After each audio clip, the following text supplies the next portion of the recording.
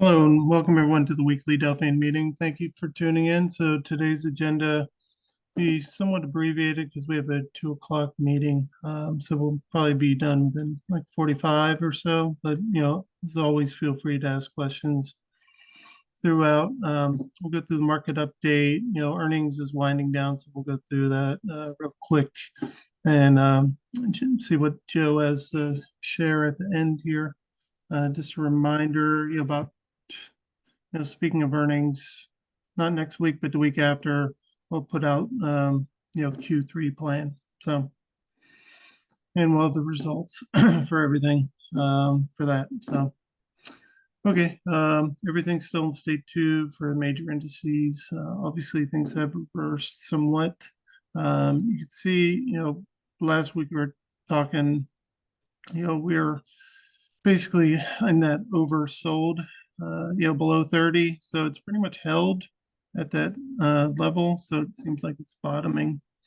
At least my opinion, we get these, just kind of waves, goes up and down, up and down. So looks like it's starting to turn. So, looking overall kind of bullish there.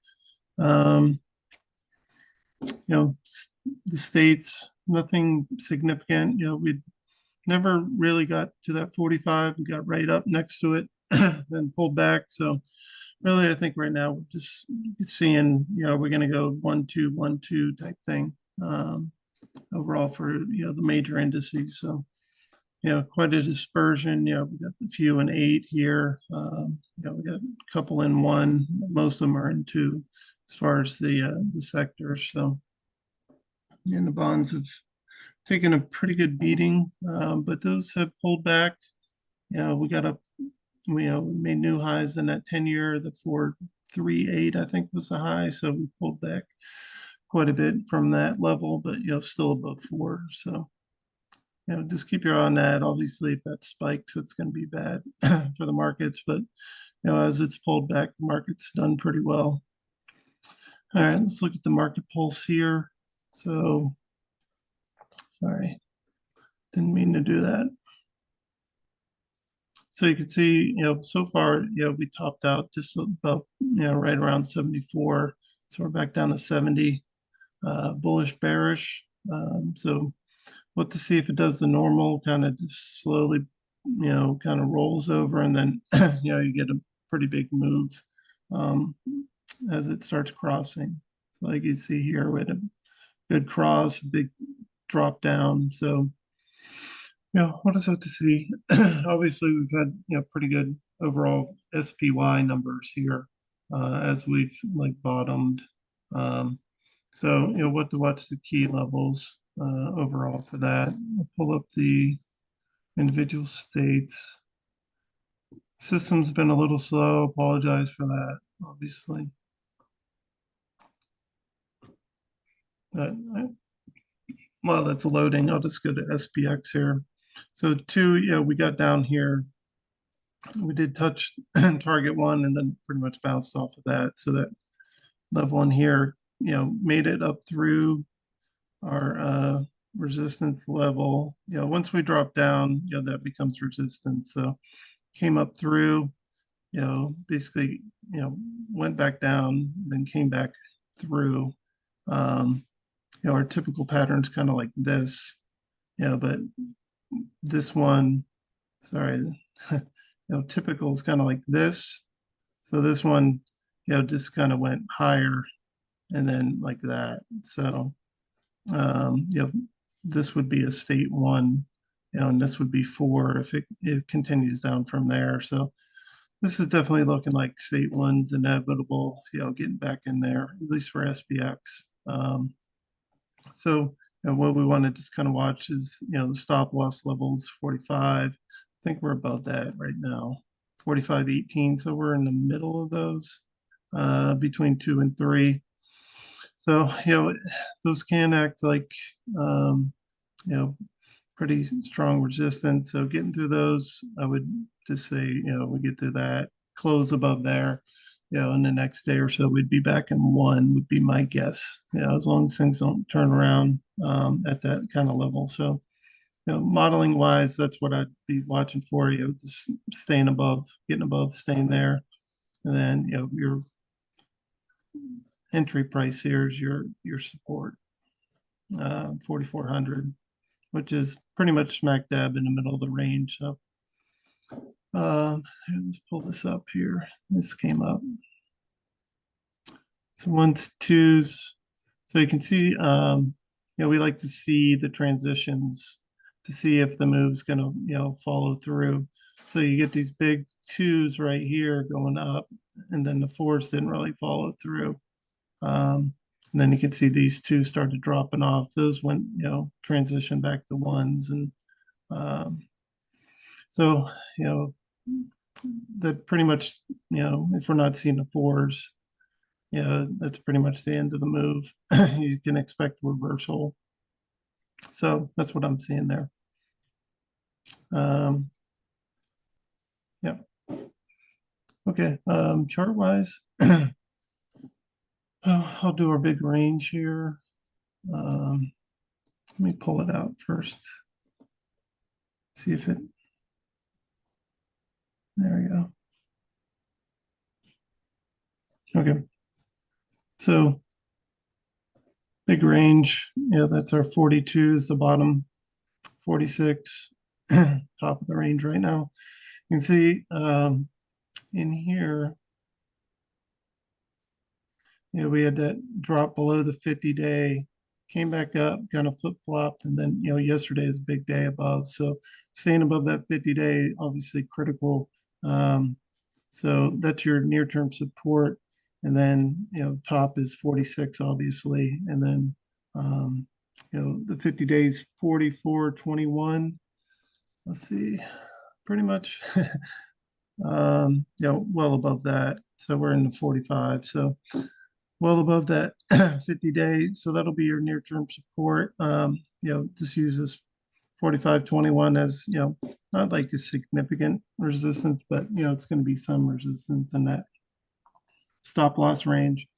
We're getting above, staying at, then I would expect, they'd try and make a run at 46. If it can get above that, transition to one, that's what I would expect. But, near-term support, it's going to be, the 50-day. And let me clear that so you can read it. Yeah, 50 days right there, 44, let's call it 25. So that's your near-term support. And obviously, the big range we got is 46 to 42. So getting up near the upper end of that, we get into one, I'd expect another run at 46. So that's what I see for SPX. Let's take a Russell look here. Similar, this one hit state target 2. You can see it here, met target 2. Kind of flopped around, had some problems with the entry level. Once we drop down, that becomes resistance. So, had a bit of a problem until you can see it tested, but all ended up below. And then yesterday was the big day. So got above there. So, that's your support. Now that it flipped 1871, that's going to be support going forward. And critical level is 19 as usual. Getting above that, closing above that. I think we're above now. Beyond that, you have, your stop loss levels, which is 19, 28 to 35. So that could be another resistance level. Just, it's not like, something, those stop losses aren't like, I wouldn't put them in the same boat as like target 3 kind of resistance on the upside. But, they are places that you can see things turn around, like in that range. And you'll see kind of quickly, like, does it blow through or does it, come up and then like, have like a spike above there and close below.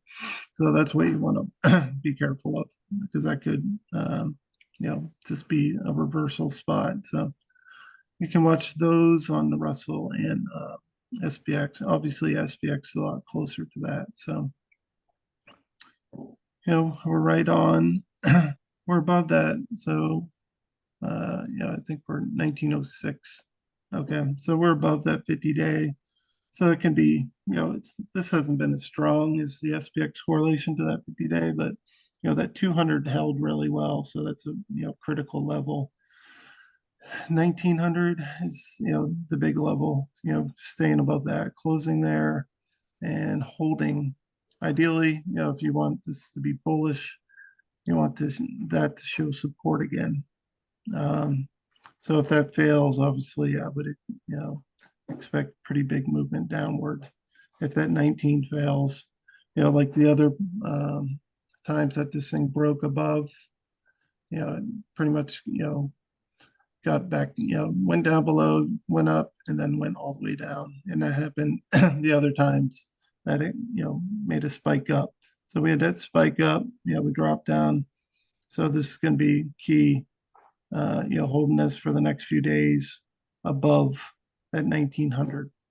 If that doesn't hold, I would expect a repeat, all right, of these instances. All right. So you can see here, let me put that 19 back.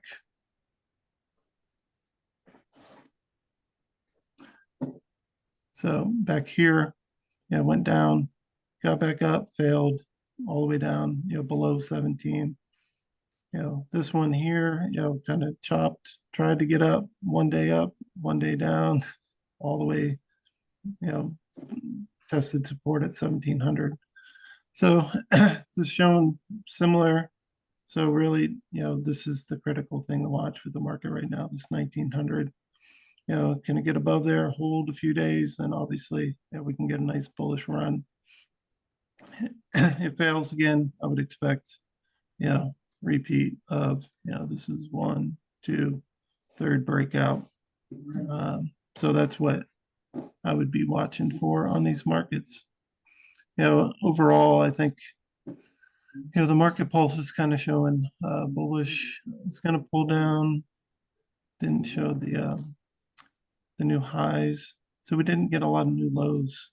So, if we start seeing good highs again, that's obviously very bullish too. So those are the things I'm looking at overall for the market. Let me pull through real quick. Fed tool, no change really. We're 3 weeks out. Nothing changing here. Pretty much same percentages we've been looking at for the past month. Balance sheet, we had a decent runoff here. That's the 9th to the 16th.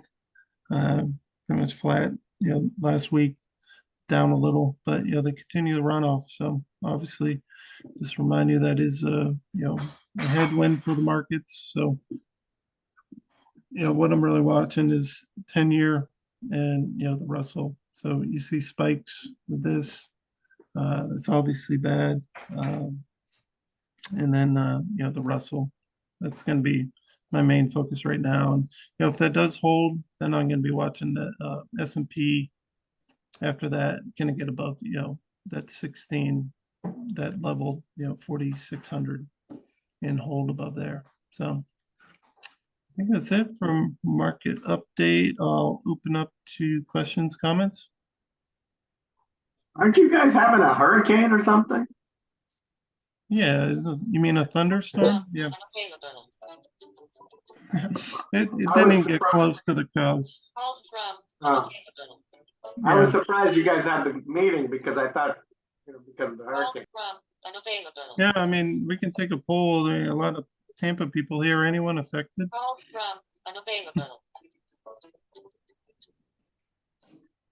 No, I wasn't. Yeah.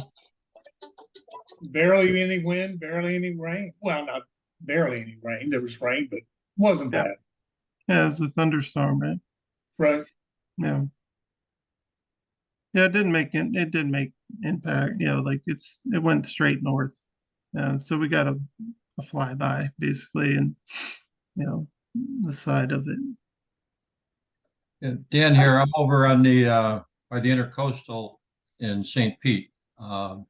Well, that's where my house is. I'm in Connecticut right now, but I'm in touch with my neighbors down there, and I'm actually in a flood zone, but I got absolutely no damage, no flooding or anything like that. However, the beaches are, they're pretty much underwater. John's Pass on the ocean side of the Gulf Boulevard, that's underwater.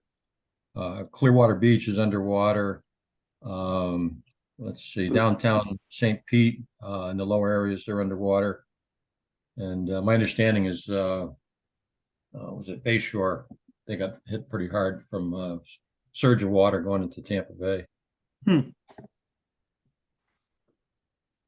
I feel like I dodged another bullet. Yeah, yeah, Good thing. yeah.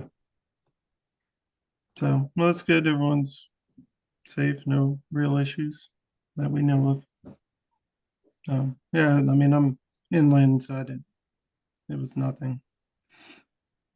So, anyone else, questions, comments on market overall?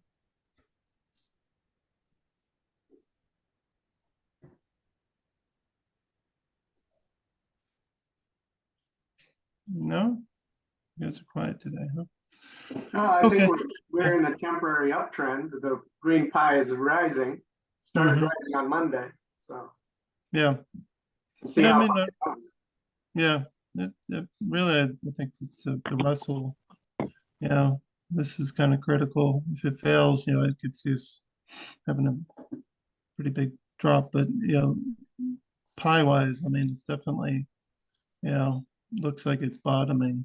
And, you know, typically when we get, you know, it's been like a week kind of right around this range. That's usually a, you know, a good sign indicator that things are going to reverse, you know, but not always, but, you know, probability wise, it's pointing up, I would say right now. You know, but just watch the key levels and those fail, then watch out. Thanks, Adair.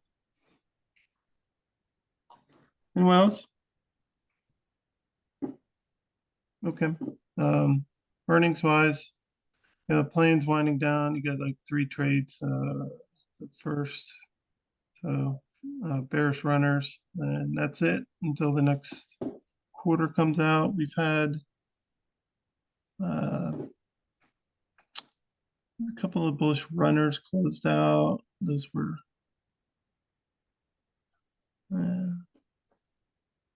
sorry, the screen's not loading properly there. It's up, but we had to close a couple that were down overall. But let's see, 1, 2, 3 losers out of 8 winners, 3 losers, and we were up money overall 781. Not like a banner quarter, but still profitable there. Same thing kind of for the bullish pre-runners. Bearish pre-runners were up. Non-movers did great. So I think the only down one was the vol rise.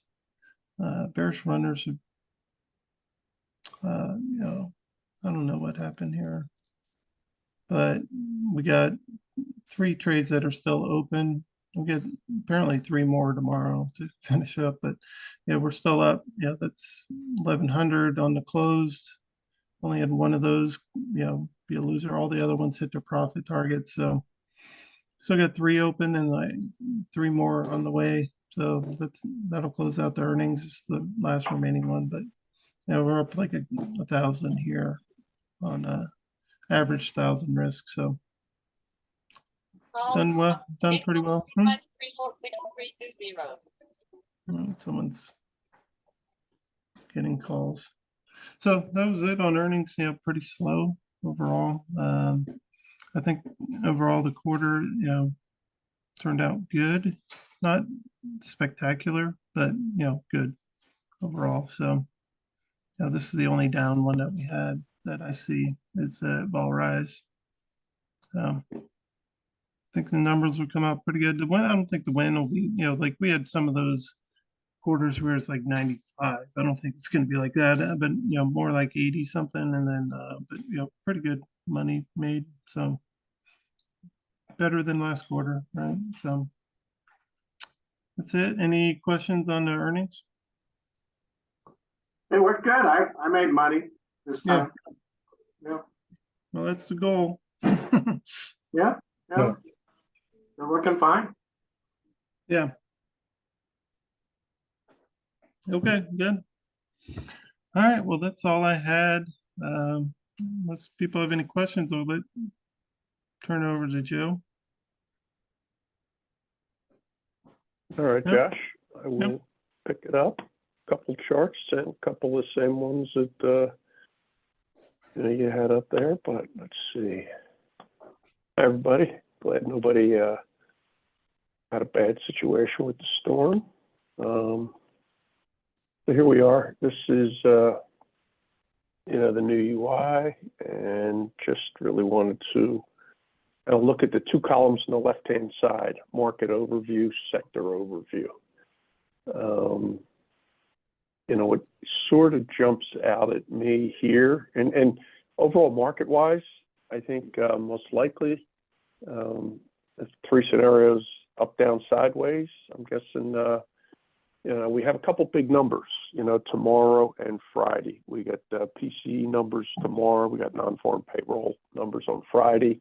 They can move the markets. My best guess here is, I think Josh was saying the market's trying to find a bottom here, and I think the charts will reflect that. Market overview and sector overview. What I see is, we're basically fairly, close to most of the average days. We've been in these states for a while. Obviously, the corrective states, that is. And as we talked last week, the correction basically was anywhere between 6 and 8.5% in the three averages. XLK was, a larger pullback at 10%. But average days versus current in the state were fairly close. In the sectors, only the XLP, which is the consumer staple, recently rolled into a more bearish state. What kind of jumps out at me, and again, we've been through this correction now, for the most part, top of the market, excuse me, with the techs was July 19th. Russell didn't top until July 31st, and even the Dow was a couple days later than that.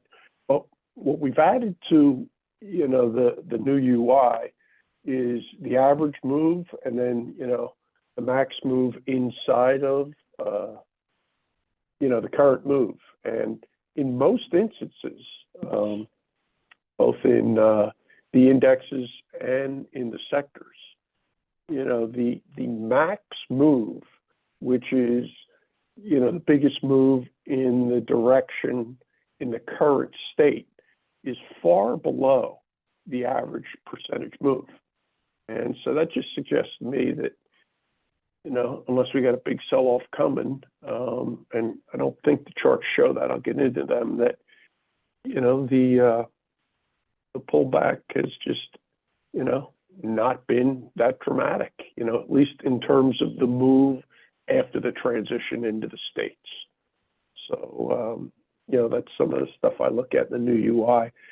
Something else that jumped out at me last night was the fact that state transitions, we got 85 transitions into state one.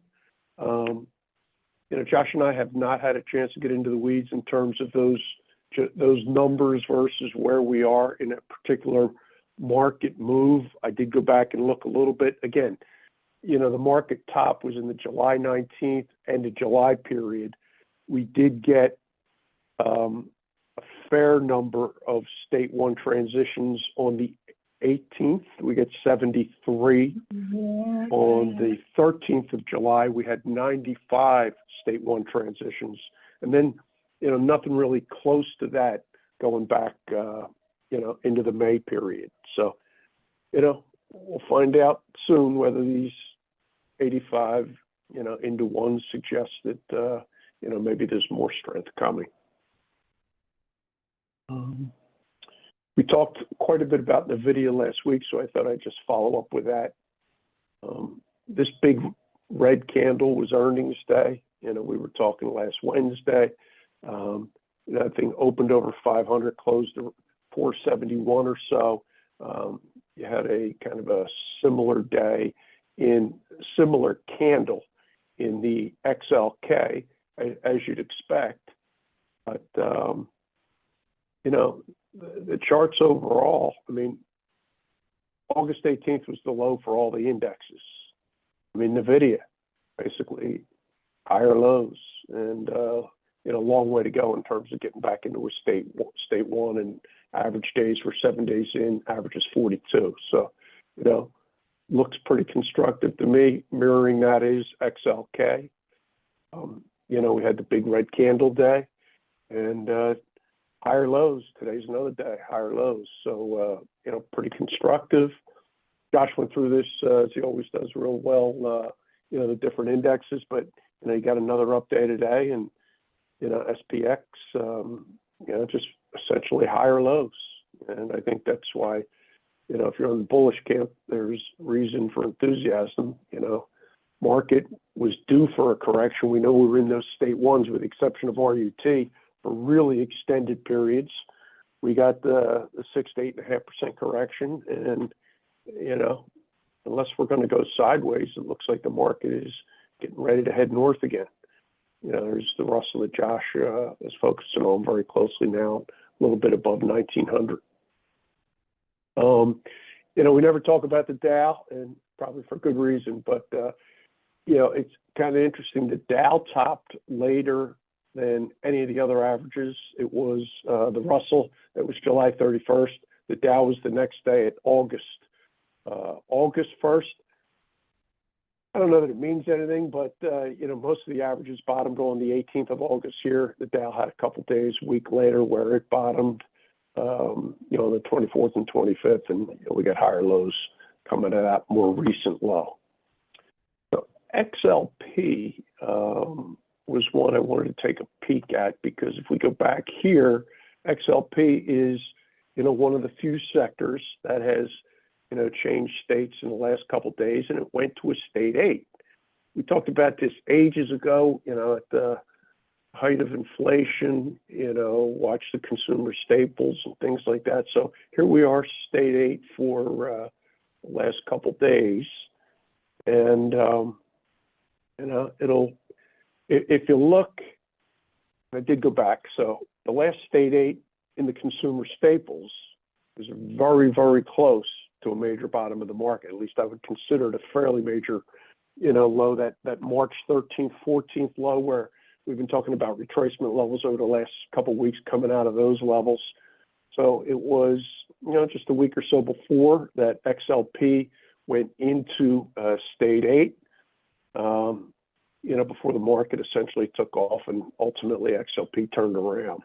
I went back and plugged in that time frame, the good old time machine. So if you look at the sectors, basically at the market low, almost everything with the exception of XLK were in bearish states.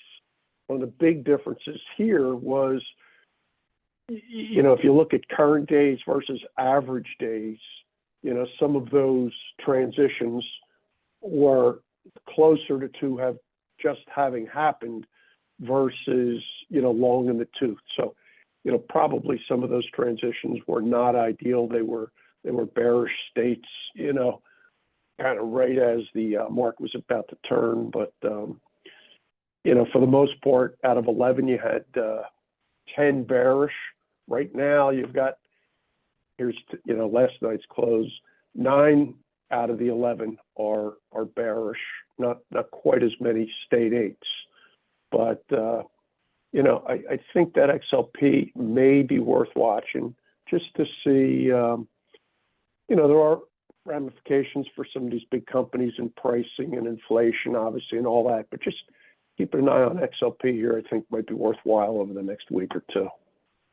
That's, again, the time machine back to the 14th of March.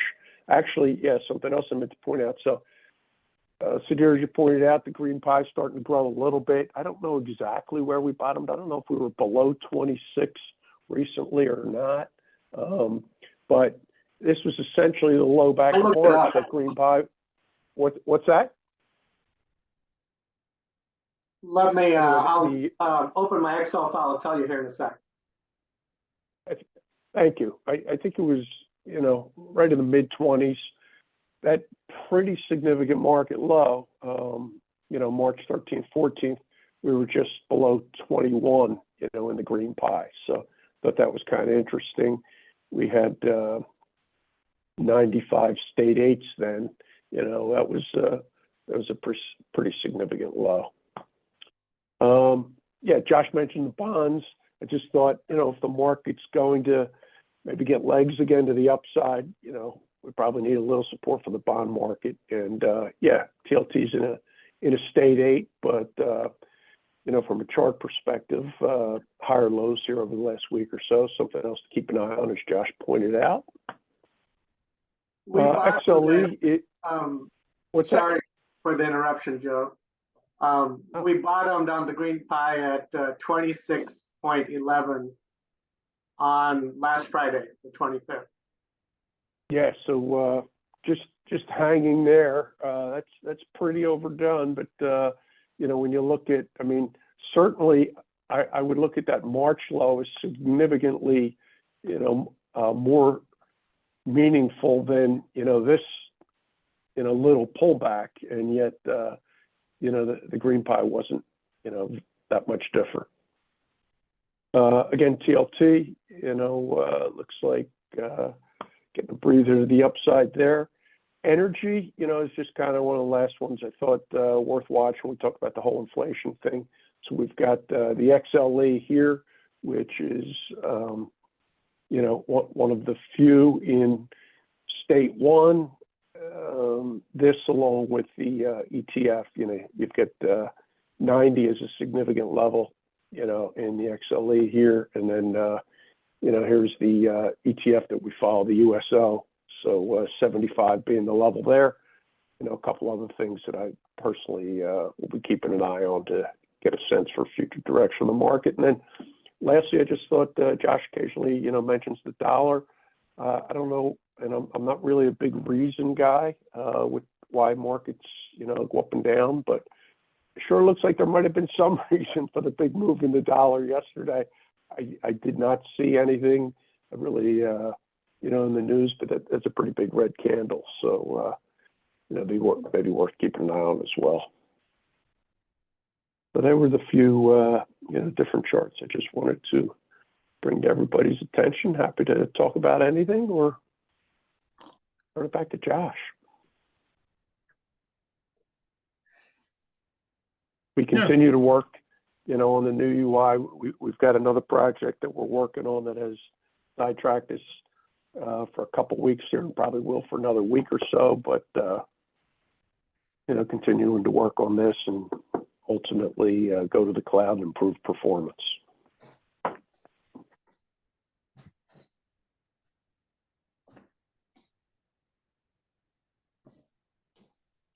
Okay, any questions, comments before we wrap it up?